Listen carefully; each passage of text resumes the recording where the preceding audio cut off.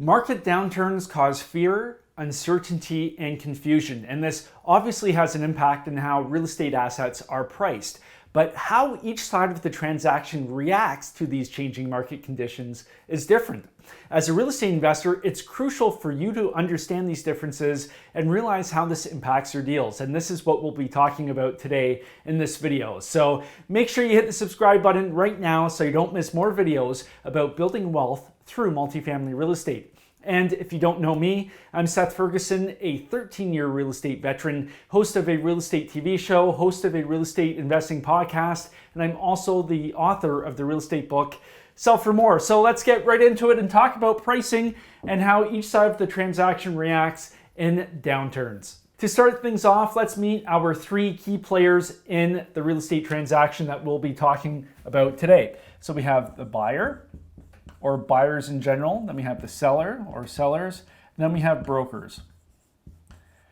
Each one of these individuals will react differently to changing market conditions. Now let's take a look at a changing market condition. So as we know, the market goes up on an escalator and down on an elevator, and then it recovers. And we'll call this FMV for fair market value. This is the actual value of the asset. This market cycle can take place over 6 months. It can take place over a number of years.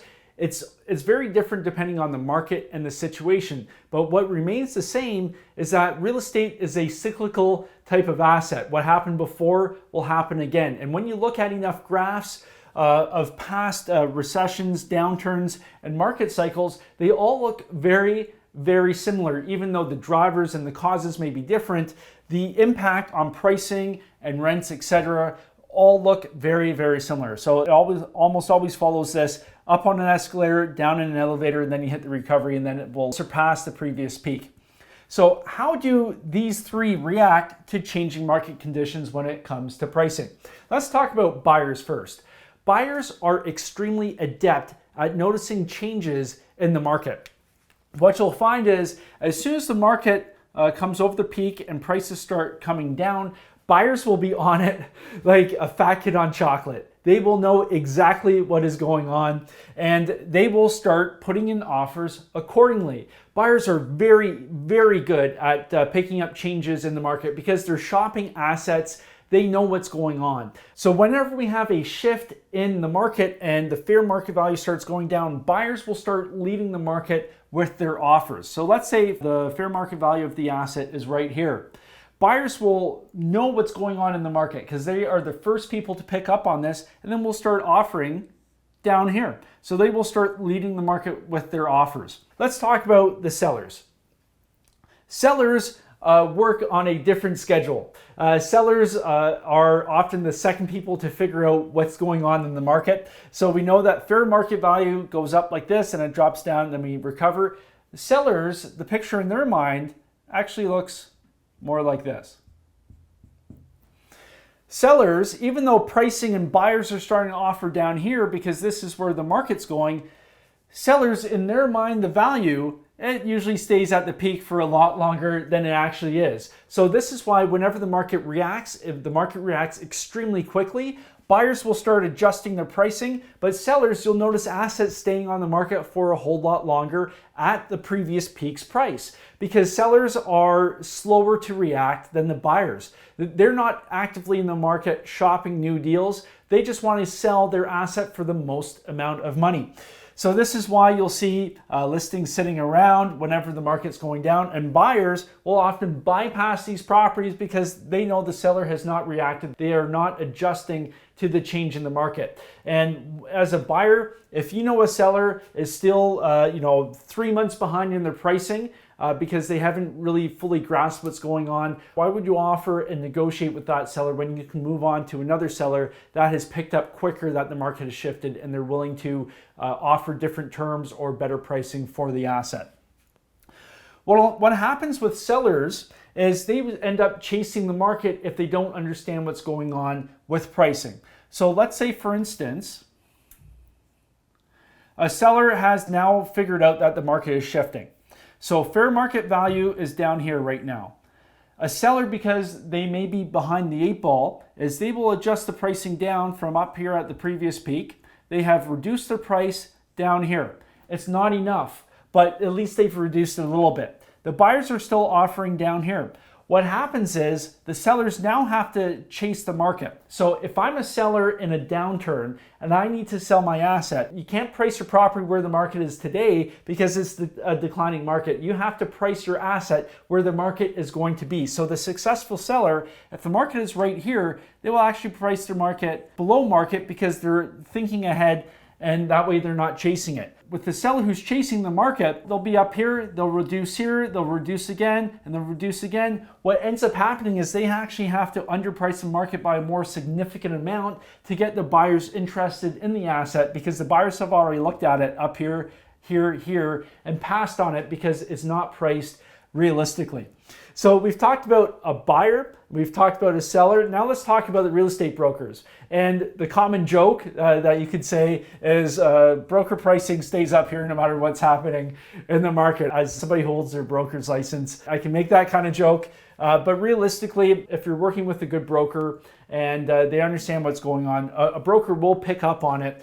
But generally speaking, a broker is looking to get the highest amount for that property possible. Just like with the seller, their interests are aligned.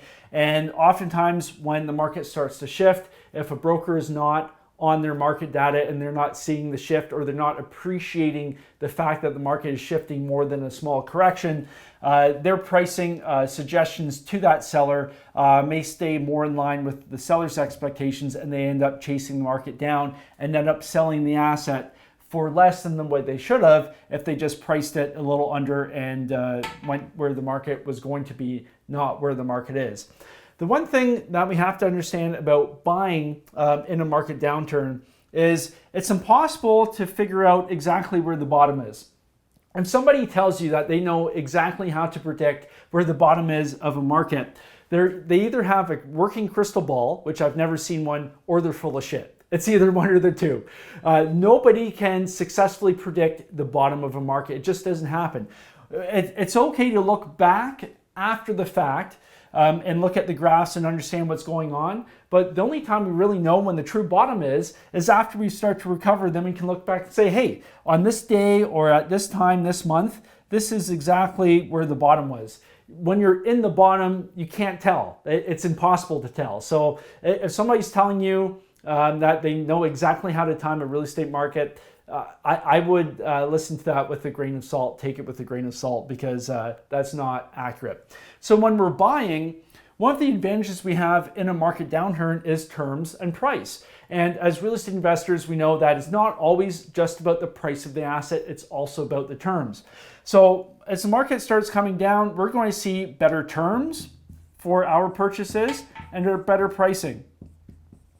We know as real estate investors that the market is cyclical. So after we go through this phase of the market, we'll hit the recovery and the peak will surpass the previous peak. And then it will go on and on and on. So as long as we're making educated decisions about the assets we're buying with strong fundamentals, conservative underwriting, it's okay to buy in the downturn here. We will never know where the absolute bottom is. That is impossible to know. What we need to do in this phase is have conservative underwriting, strong cash flow, and a very solid value add improvement plan. Whether that means that you implement the whole value add strategy right here, or you implement some of it and wait until the market recovers before adding the rest, that's going to be dependent on the property. And we can even touch on how lenders look at properties in the market cycle. And generally speaking, I think most people would agree that lenders tend to be even more conservative than the buyers in market downturns, because obviously lenders want to reduce their risk. So they'll really tighten up their lending standards, but when they're looking at properties, maybe fair market value is here, maybe they're underwriting and appraising the property down here just to cover themselves.